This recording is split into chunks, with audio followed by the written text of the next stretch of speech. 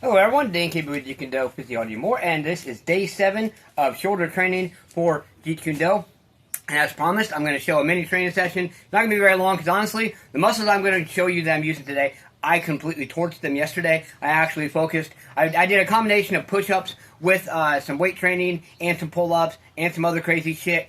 Many different variations of push-ups, not including, I actually started my morning yesterday by doing 73 push-ups, and also Friday, I started my morning by doing 73 push-ups. Both were different variations. Both were working different muscles on the different days. Yesterday, I focused more on my front shoulders and my upper chest, and then also, my bad, back up a little bit. I actually focused more on my front shoulders and my lower chest and a little bit of my upper chest. So, with that, as far as for warming up for doing different exercises to work your shoulders and your chest especially, is going to be punches, simple punches. Now, as I've shown before and explained, by using punches, you can actually work your chest, you can work your shoulders, increase the endurance in your shoulders.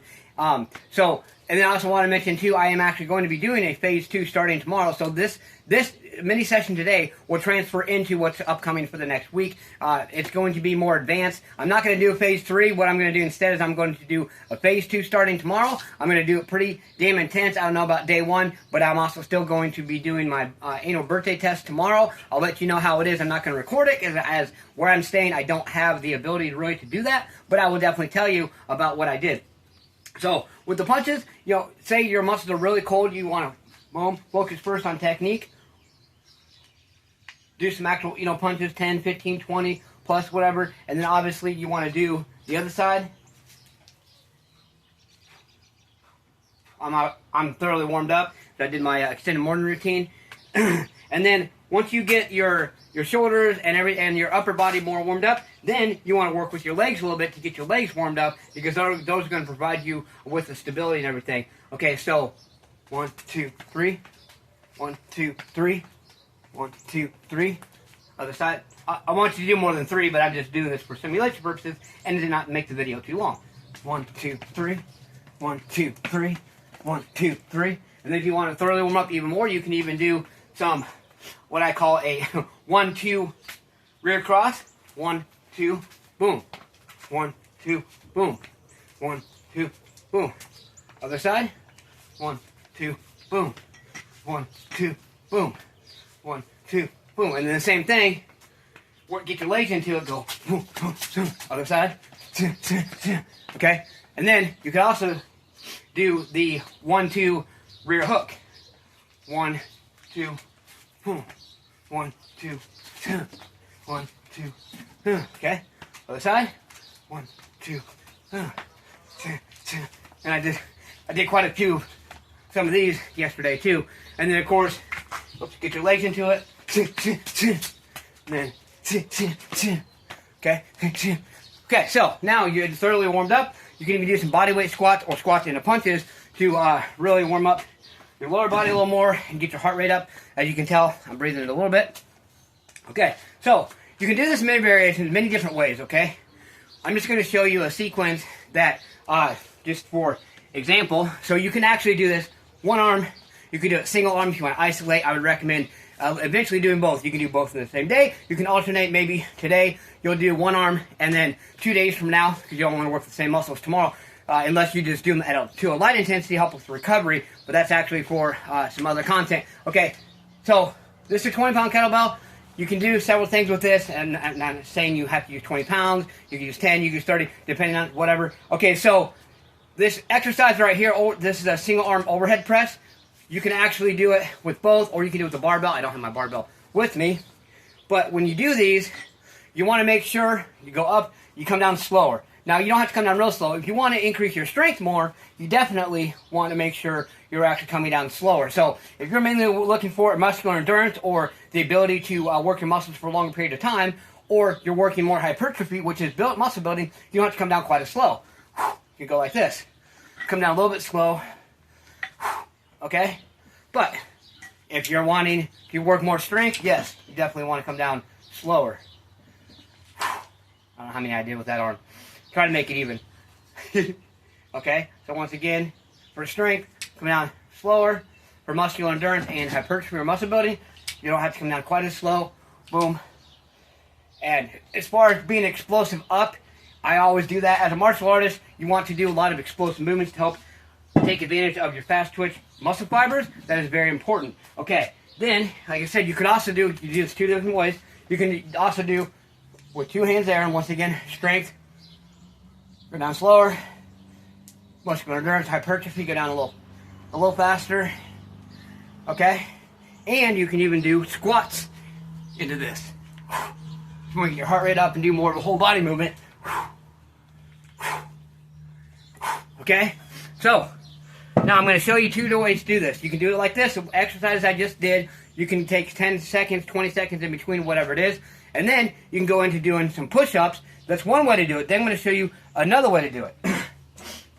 And once again, depending on whether you're wanting to work which part of your shoulders you're wanting to work, obviously, like I said before, you have your front, you have your medial, and you have your back.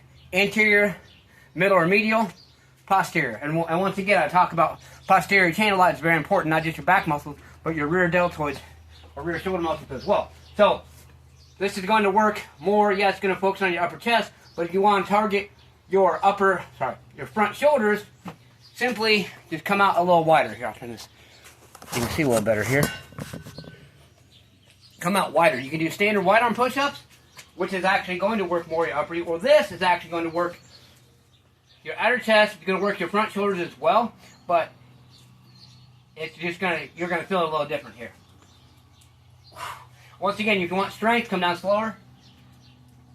If you want more of that explosiveness, more muscular endurance and hypertrophy or muscle build, you don't have to come down this slow. Obviously, focus on doing more repetitions. And then, if you want that explosiveness, come down slow to take advantage of the strength aspect, and then explode up. So I'll show you 3 of these.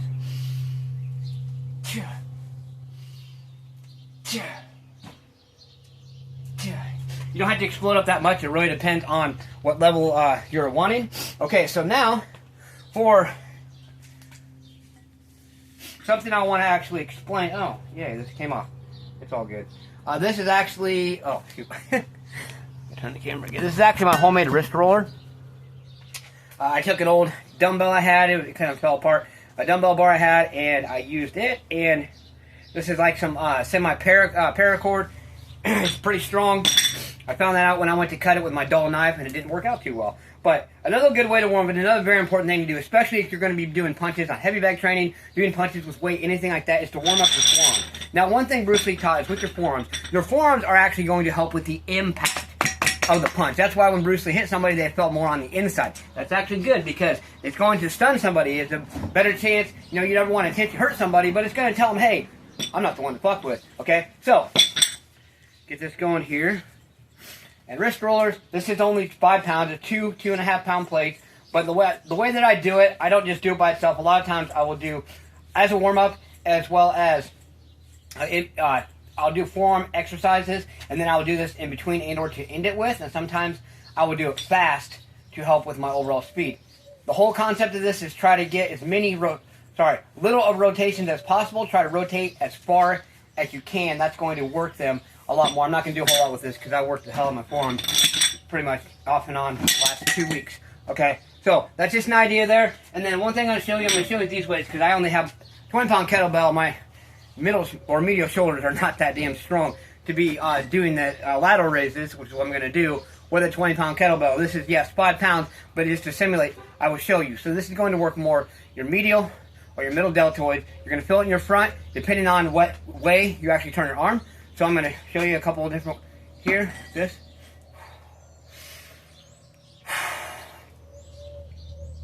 Okay, and then you can even go forward just a little bit, and you will feel that.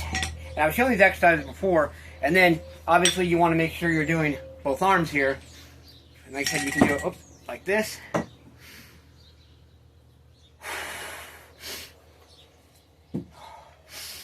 Come forward a little bit, here.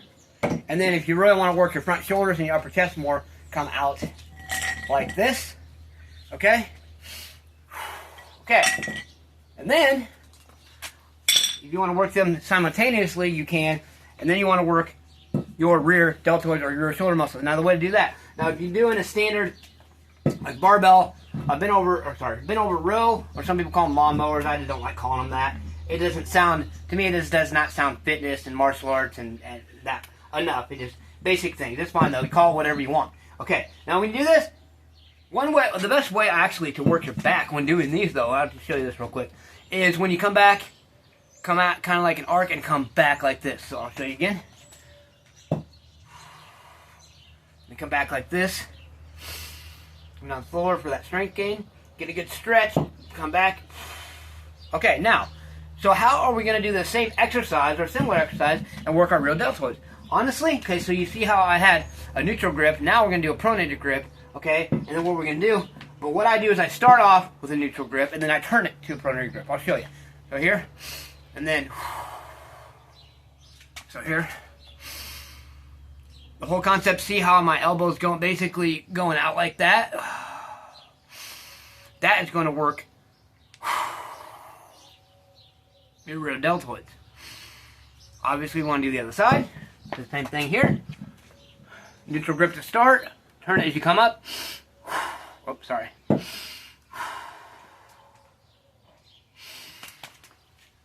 a little bit better angle here.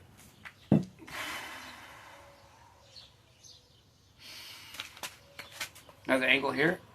I don't have a cameraman, so I can't really have them do that. Okay, and you see, you're seeing the different muscle striations here. One thing I want to show you with these, I'm just going to go up like this, get a little bit close. Like I said, this is heavy for me to do exercises like this, but if you go like this, come back down, you can see to a point, depending on the lighting, how it's working the muscle striation. So we'll go this side, boom, here, and here, see right there, my medial deltoid right there. Okay. So now, that's one way you can do it. Another way you can do it is you can start off doing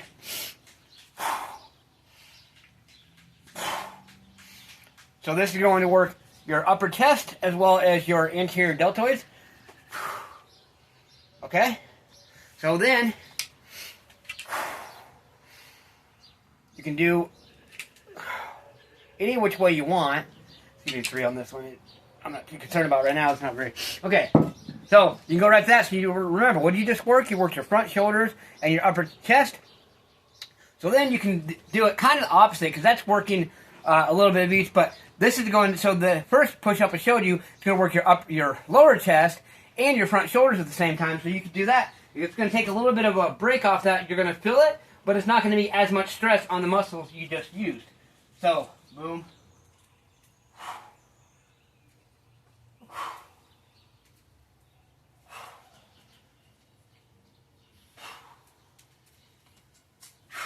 And you can come back here, and you can go right into working your rear deltoids.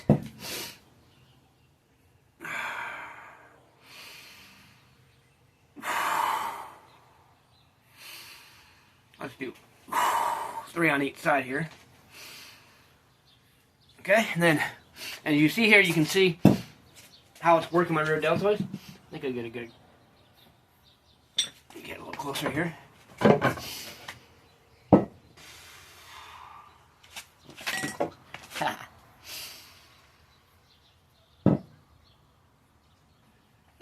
Do you see here, right there, working the rear deltoids right there? Okay, so that's the way you can do it, and then you can actually come back here, and you can even change it up a bit. You can even do squats into overhead press, or you can even do one of these, working with your kettlebell. If you have a kettlebell, coming down slower, still getting that strength, get that conditioning aspect, get your heart rate up. As a martial artist, that's what we must do. Every single training session I do, and yes, I mean every single one. I never fail on any training session. Always, and I say always, include some type of conditioning, because that is what it's all about. You can do 60% conditioning, 40% technique training. So do these things today. Try these exercises, okay? This is a little mini session. I'm sorry if it's not thorough enough for some of you, but this video is already 14.5 minutes long as we speak right now. So I don't want to be too long for it. I want you to really be able to focus on the actual training, on the content, and everything else. And I want you to learn to embrace that discomfort today. Let's do these things. You got to stay motivated, believe in yourself, believe you can do it, and believe that you deserve it. Smash one. Kick that like button. Just throw a break. Let's get out there and do something. Do more than what you did yesterday. Get your ass up today. What have you done today to push yourself, to grind, to embrace that discomfort? Let's get out there and be consistent. Push yourself. Let's go.